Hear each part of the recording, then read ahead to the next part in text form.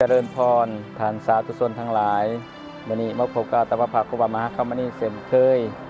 ในรายการดารัมมัททอกวันนี้อัตมาภาพจะได้นำธรรมะมาฝากท่านทั้งหลายเกี่ยวกับเรื่องของการดำเนินชีวิตของคนเฮานี่มีทั้งสุขและก็มีทั้งทุกข์สุขเพราะว่าได้สร้างคุณงามความดีสร้างบุญสร้างกุศลไว้หลายทุกข์เพราะว่าได้สร้างกรรมชั่วสร้างบาปสร้างกรรมไว้หลายดังนั้นทั้งสุขและทุกข์ทุกคนต้องประสบพบเจอในชีวิตแน่นอนเพราะว่าวันใดแต่วันหนึ่งด้วยผลของกรรมดีกรรมชั่วนั้นจะได้มาส่งผลเฮาดังนั้นธรรมะในมื้อนี้จะขอฝากทานสาธุชนทั้งหลายในเรื่องการประพฤติปฏิบัติตนในทางที่ดีตามหลักพระพุทธศาสนาคนเฮาเกิดมาแล้วให้หูจักศีลหูจักธรรมหูจักความดีความชั่วสิ่งใดดีให้ปฏิบัติและนำมาใส่ในชีวิตประจำวันสิ่งใดบ่ดีสิ่งใดชั่ว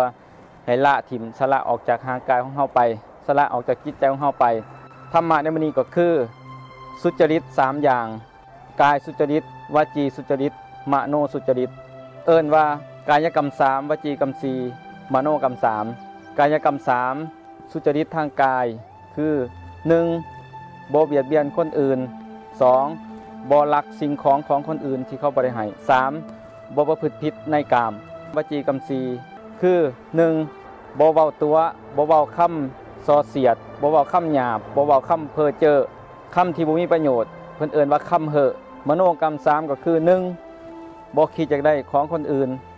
2บ่พยาบาทปองหายคนอื่น3เห็นถูกตามทำนองครองธรรมดังนั้นท่านสาธุชนทั้งหลายผู้ต้องการความสุขในชีวิตขอให้ท่านทั้งหลายได้ดำเนินตามหลักคำสอนทางพุทธศาสนาก็คือให้ปฏิบัติตามหลักสุจริต3อย่างกายสุจริตวจีสุจริตมโนสุจริตทำแต่สิ่งที่ดีๆทุกวันทุกเวลาทุกวินาทีชีวิตของเฮาจะไปทางใดก็จะได้มีความสะดวกสบายมีความสุขภายในจิตภายในใจ